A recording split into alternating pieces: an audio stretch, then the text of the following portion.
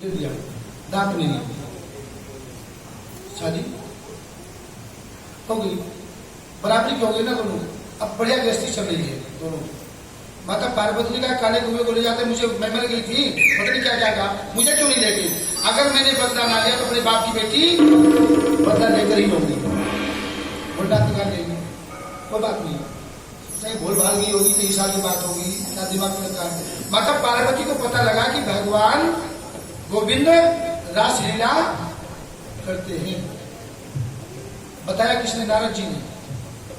और माता जी ने पूछा, सारी व्यवस्था पूछ लिया कि कितने बजे उनका हास्य, कैसे, कितने बजे प्रारंभ होती है, कितने बजे रासलीला बंद होती है। ठीक 12 बजे रासलीला आरंभ हो जाती है। तो माता पार्वती देखा 11:30 बज गया, 11:45 बज गया, तो छटपटाने लगी। जैसे जैसे घड़ी की सुई भागती गई वैसे छटपटाने लगी। अब क्या करें? धीरे से सरकी और पहुंच गई रासलीला में। भोलेनाथ को पता ही नहीं लगा। दूसरे दिन फिर जब 11, 11:30 बजा, फिर वही भूकंप चालू हो गया। अब क्या करें, कहीं जग न जाए। दूसरे दिन चली गई, 2 दिन हो गया, यहां तक पानी आ चुका है। तीसरा दिन हुआ तो भोलेनाथ सोचा कि कहीं गई होगी इधर उधर, 10-5 मिनट में आ जाएगी, कोई बात नहीं। उस दिन जग गए, 1 बज गया, 2 बज गया, 3 बज गया, 3:30, 4 जैसे बजा वैसे आकर के लेट गई, कुछ नहीं बोले, कल को देखेंगे। फिर चौथे दिन के बाद फिर जब वही 11 बजे तो छटपटाना तड़पड़ाना चालू हो गया। धीरे से सरकी और अपना फिर हाथ पकड़ लिया बाबा ने, कहाँ जाती हो देवी? जाती कहाँ पे हो? 1 दिन हो गया, 2 दिन हो गया, 3 दिन बर्दाश्त से पानी अब ऊपर से ऊपर जा रहा है, जाती कहाँ पे रहो? तब पार्वती तो फंस गई। आज मामला गड़बड़ हो गया। जाती कहाँ पे? मैंने 1 दिन बर्दाश्त कर लिया, 2 दिन, 3 दिन, चौथा दिन हो गया, जाती कहाँ पर? बोला तुम्हारी धर्म पत्नी, तुमको विश्वास नहीं मेरे ऊपर? विश्वास है। मैं पूछे जाती कहाँ हो, ये बताना पड़ेगा तुमको। 12 बजे सड़क जाओ और 4 बजे, ये तो 3 दिन से लगातार मैं देख रहा हूँ, 12 बजते ही सड़क जाते हो तो, और 4 बजे प्रेजेंट। जाती कहाँ है तुमको आज बताना ही पड़ेगा। बाबा जब अड़ गए कि बताना ही पड़ेगा, छोड़ नहीं सकता। धर्म पत्नी और सब कुछ है, विश्वास भी है, सारी बात है, लेकिन जाति कहाँ पर तुमको ही बताना ही पड़ेगा। ठीक 12 बजे सड़क जाओ, 4 ठीक बजते हुए आ जाती, जाति का ही बताना पड़ेगा। ठीक है, बता रही हो। लो, तुम काले कौवे को लेकर के राम जी का दर्शन करने जाते थे ना, तो मैं भी जाती हूँ, गोविंद की रासलीला में जाती हूँ, लेकिन अकेले जाऊंगी तुमको नहीं ले जाऊँ। बता दिया, बताओ क्या था? बस इतना तो कहना था। भोलेनाथ तो नाक भी, हाथ भी, कान भी जोड़ने लगे कि देवी एक काम कर, मेरे से गलती होगी, क्षमा कर दे मुझे भी रासलीला में ले चलो। तुम मुझे ले गए थे क्या? कैसे तुम बताओ? बिल्कुल कदाप नहीं, बिल्कुल ऐसी गलती जीवन में तुमने किया था। 100 बार काले कौवे को ले गए, एक बार अगर मुझे भी राम जी का दर्शन करवा देते तो तुम्हारा क्या लग रहा था? बिल्कुल नहीं ले जाऊंगी। बस भाई भोले बाबा को चिपट गए, देवी कुछ भी करवा ले, सब कुछ करने को मैं तैयार हूँ। एक बार नहीं 100 बार गलती मनवा ले, लेकिन एक बार गोविंद का दर्शन करवा दे। माता पार्वती पिघल गई। क्यों? आप लोगों में बहुत खास बात होती है, थोड़ी सी अगर कोई मीठी मीठी बोला तो अपना कलेजा निकाल उसके हाथ में। तुम्हारी ममता ऊपर ही रखी है बिल्कुल। आपको कल परसों बताया था ना, तुम ममतामयी और करुणामयी है। वेदों पुराणों में लिखा, हमारे कहने से नहीं हो रहा है। तुम ममतामयी और करुणामयी है, सही है, सही है। वेदों ने पुराणों ने कहा है, हमारे कहने से कुछ नहीं होगा। तो जैसे भगवान भोलेनाथ 2-4 बार मीठी मीठी बोली ना, तुझे ये बनवा दूंगा, तुझे बनवा दूं, तुझे करूँ, बस फिर तो पिघलना ही था, फिर तो पिघलना ही था। जैसे संत का दिल होता है मक्खन और मलाई के समान, वैसे एक स्त्री का, एक लेडीज का, एक माँ का दिल ऐसे होता है, तुरंत पिघल जाता है। इनकी मतलब की बात थोड़ी मीठी मीठी बोलो तो एकदम कलेजा निकाल के हाथ में दे देते। भोलेनाथ ने माता पार्वती को समझाया और समझ में सारी बात आ गई। देवी एक बार मुझे मिले चल साथ में। माता पार्वती ने कहा वहां तो स्त्री जाती है, पुरुष जा ही नहीं सकता, तो तुम कैसे चलोगे? स्त्री जा नहीं सकती, पुरुष जाता है, तुम जाओगे कैसे? तुम तो पुरुष हो। उन्होंने कहा तो क्या बिगड़ जाएगा? अरे जैसे तेरी वेशभूषा है ऐसे कोई कर दे, कपड़ा पहले और उसके बाद में ये कर लूंगी बस मुंह वाला। वो मुंह देखेगा तभी तो पहचानेगा कि स्त्री है पुरुष है। जब पल्ला उठेगा ही नहीं तो कैसे पहचानेगा स्त्री है कि पुरुष है? और हम भी घूंघट करके चले चलेंगे, देखिए हम भी घूंघट करके गोविंद का दर्शन करिए। चलो कोई बात नहीं। माता पार्वती बहुत प्रयास किया। मेरे भाई बहन, स्त्री और पुरुष में बहुत अंतर होता है, नहीं भाग सकते। माता पार्वती ने बहुत प्रयास किया लेकिन सफलता नहीं मिली। तो ये छोटे छोटे मोहल्ले में डॉक्टर हो जो काला शीशा लगा के बैठते हैं, क्या बोले उसको, पता नहीं क्या बोलते, क्या हाँ, उनको छोटे छोटे डॉक्टरों को बुलाया, उनसे बात नहीं बनी। पार्लर बता रही है, मुझे इतना पढ़ा लिखा नहीं होगा, मुझे क्या पता, कभी गया नहीं कभी देखा नहीं। उनको बोल अच्छा इतना पढ़ा लिखा नहीं होंगे, मुझे क्या। वो पार्लर वाले जो डॉक्टर होते उनको बुलाया तो उनसे भी मजा नहीं आया। बड़ा डॉक्टर दिल्ली से बुलाया, MBBS। हमारे पंडित जी तो बताते थे, शहनवाज हुसैन एक पंडित जी बताया, बड़ा डॉक्टर वो है दिल्ली वाले। दिल्ली से बुलाया बड़े डॉक्टर को, बिल्कुल फिट कर दिया उन्होंने। बता लबली कौन सी लबली होती है, सारी लबली लगा दिया और लबली लगाकर बिल्कुल फिट कर दिया। एक काम करना, मैं तुम्हें फिट तो कर लिया, अब कोई भाग नहीं सकता, लेकिन मेरी गारंटी तब होगी कि अगर सिर से पल्ला उतर गया, इसलिए मैं आपसे निवेदन करता हूँ बार बार, सिर से पल्ला ना उतर जाए, कुछ भी करो। पल्ला उतर गया समझो सब गड़बड़ हो गया मामला। आप मानो ना मानो तुम्हारी मर्जी है, लेकिन सिर पे पल्ला जरूर रखो। कुछ लोग शर्म आती तो रख भी लेते हैं, जाते वो शर्म आते धर्म कर लेते हैं। सिर से पल्ला कभी उतरना नहीं चाहिए। सिर से अगर पल्ला उतर गया तो मेरी कोई गारंटी नहीं है। तुम देख लो इस बात को, ठीक है ये भी चल जाएगा, लेकिन इनका कैसे चलेगा? ये क्या कहीं जाएंगे? ये तो करेंगे, इनका भी तो इंतजाम करना भैया। और उनका छोड़ दो, यहाँ पर जो है देखो, और ये इनकी भी तो व्यवस्था करनी पड़ेगी। ये अलग लहर मारनी गंगा मैया, चंदा अलग चमक रहा है और नागदोटा अलग फनकारे। क्या मेरा भी नंबर है, आज मैं भी गोविंद का दर्शन। क्या शिव जी का पीछा छोड़ने वाले, तीनों छोड़ने वाले नहीं है, तीनों सतर्क है बिल्कुल। तुम जाओगे मैं तुम्हारे साथ चलूंगा, सारी बोल बोल दूंगी। शिव ने कहा चले भाई जब तुम्हारी इच्छा है तो चलो भाई सब चलते हैं। पल्ले पर ध्यान रखना पड़ेगा, मैं ध्यान तो पल्ले पे चल दिया। आप भजन गाती ना एक, पार्वती तो मना के हारी ना माने तो तुम्हारी रास में नहीं माने। चलो भाई धीरे धीरे करके वृंदावन पहुंच गए, रासलीला ग्राउंड में पहुंच गए हैं। तो वहां पर आप लोगों जैसे पढ़े लिखे समझदार लोग थे, तो चेकिंग बहुत जबरदस्त चेकिंग। तो सभी जितनी गोपियां थी वो सब लोग रासलीला में प्रवेश कर गई। माता पार्वती को सतर्क रहना बिल्कुल। धीरे धीरे जा रहे हैं तो लोग आए, हाथ पकड़ लिया। माता पार्वती तो एक पैर अंदर एक पैर बाहर। पीछे कौन थी? बनावटी गोपी। पकड़ लिया, आ गए, कहाँ जा रहे हो? कहा बोलो कि रासलीला में जा रहे, गोपी है, इसको बचाने दो। क्यों नहीं जाएगी? गोपी है। नहीं तुम्हारा दिमाग ठीक है, गोपी नहीं है, ये गोपा है, गोपी है नहीं। जब पल्ला नहीं खोला तो कैसे जान लिया? जो चेक कर रहे थे उन्होंने कहा गोपी नहीं है तो गोपा है, ये नहीं जाएगा बिल्कुल, आप जाइए। भगवान सुनेगा गड़बड़ा गया मामला। माता पार्वती तुम्हें कैसे पता गोपी गोपा? उन्होंने कहा कि इसका पैर देखो, बड़े बड़े नाखून, गंदे के पैर कभी धोए नहीं, बदबू आ जाए, तो ये गोपी नहीं हो सकता, तो गोपा है भाई। इतना कहते ही बड़े बड़े काले काले नाखून, बड़े बड़े पैर, स्त्री और पुरुष के पैर में अंतर होता है। उन्हें देखा घूंघट तो बंद था, इतना जैसे कहा कि नहीं गोपी नहीं गोपा, तो गंगा अलग, चंदा अलग, और वो नाक दो ताला सफर बना गए, हंसने लगी। खुल गया जूड़ा, उतर गई साली, देख हंसी है मुरारी रास में। माथे पे चंदा उजियार कह रे, माथे पे चंदा उजियार कह रे, भक्तों का बेड़ा सूझी पार कह रे। माथे पे चंदा उजियार कह रे, भक्तों का बेड़ा सूझी पार कह रे।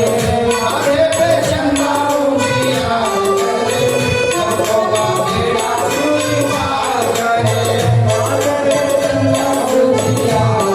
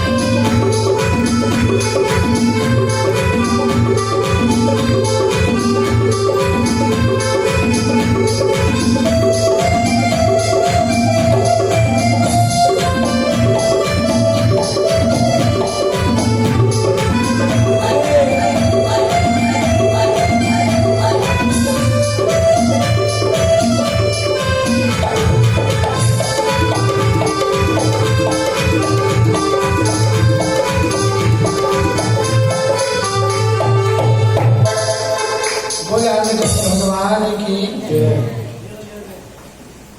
तो जब पल्ला खुल गया, सारी पोल खुल गई। भगवान गोविंद ने कहा जब यहाँ तक आ गए तो आ जाने दो। अंदर तक रासलीला का आनंद लिया। वहीं पर वृंदावन में गोपेश्वर महादेव मंदिर है। गोपेश्वर महादेव मंदिर का भी दर्शन करिए तो आपका जीवन धन्य हो जाएगा, तत्काल मनोकामना पूर्ण हो जाती है। बोलिए आनंद भगवान की जय। कथा बहुत है, मामा भी इंतजार कर रहे हैं, चलते हैं मामा के पास। चले? हाँ, बोल वृंदावन बिहारी लाल की। गोविंद ने कहा था कि मामा तुमने मेरे बाबा को बहुत सताया है, एक एक करके अगर बदला ना उतार दिया ना तो भांजा नहीं कहलाऊंगा। तुमने मेरी आज के समय का इंतजार कर रहे थे, वो रात दिन बिलक बिलक के फूट फूट कर रो रहे थे, लेकिन तुमने उनको तो सताया, मेरे भाइयों का वध कर दिया। मामा तेरी वो गति करूंगा ना जो किसी की नहीं होती।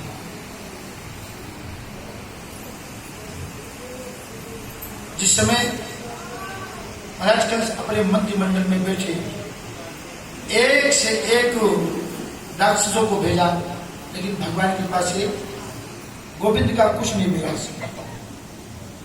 अपने मंत्रिमंडल में बैठे तो मंत्रियों से निवेदन किया कि कुछ सलाह दो, और नारद जी ने जाकर पहले बता दिया, बेकार निरापराध बालकों को मार रहे हो, मत मारो, इतना बड़ा अपराध मत करो। आकाशवाणी ने बता दिया, अरे तुमको मारने वाला तो यहाँ नहीं है, वो नंद बाबा के, मैं तुमको साफ शब्द में बता रहा हूँ, नंद बाबा के यहाँ है।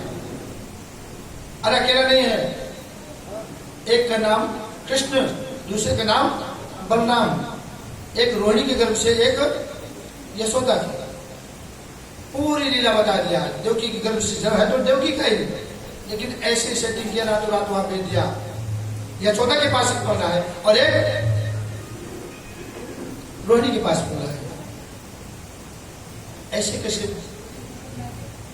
तो मेरे भाई बहन आपको कल बताया था ना, धोखेबाज के लिए ऊपर से कुछ और अंदर से कुछ और। कल आपको मैंने भजन सुनाया था, शायद सुना होगा आपने, याद होगा, जब दिल की कोठरिया साफ नहीं ऊपर के नहाए, अंदर तो आपके गंदगी भरी पड़ी है, ऊपर से गंगा स्नान करने से कोई फायदा है क्या? नहीं। उन्हें षड्यंत्र रचा, बलराम कृष्ण को कैसे बुलाकर धोखे में, जिसके ताकत नहीं होगी, पावर नहीं होगा, शरीर में शक्ति नहीं होगी, तो धोखा ही करेगा। अरे तो धोखेबाजों को ढूंढते फिरते हैं, उसको उस समय नहीं दिखाई देता, लेकिन समय आने पर दिखाई देता, मैंने इसके साथ धोखा किया था, इसलिए मेरे साथ धोखा हो रहा है। किसको भेजा? अक्रूर जी को।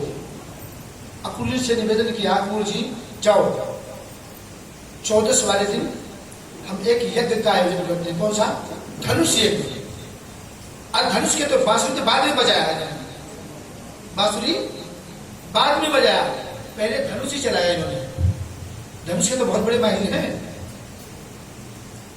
धनुष यज्ञ सुन रघुकुल नाथा, हर्ष चलो मुनिवर के साथा। बड़े बड़े धनुष तोड़ डाला, ये तो कुछ नहीं, पुराना धनुष धनु ही है। तो एक धनुष यज्ञ का आयोजन करते हैं और उनको उसमें सबको निमंत्रण देंगे। बलराम कृष्ण को विशेष करके आग्रह करके बुलाया जाएगा। भगवान तो इंतजार कर रहे थे कि मामा बुलाओ, बहुत दिन हो गया इंतजार करते करते। अब तक मेरे माँ बाप जेल के अंदर बंद हैं। जिस समय पता लग गया कि बलराम कृष्ण जन्म ले लिए हैं, नारद जी ने बता दिया और ज्यादा सख्ताई कर दिया। मेरे भाई बहन एक एक घूंट पानी के लिए तड़पा दिया, तरसा दिया। देव की बस देव रो रो करके इतना कैसे समय भगवान ही मारी, कोई वर्णन नहीं हो सकता, मुंह में शब्द नहीं, बिलक बिलक के फूट फूट कर रो रहे। प्रभु कब इस दुष्ट से छुटकारा मिलेगा?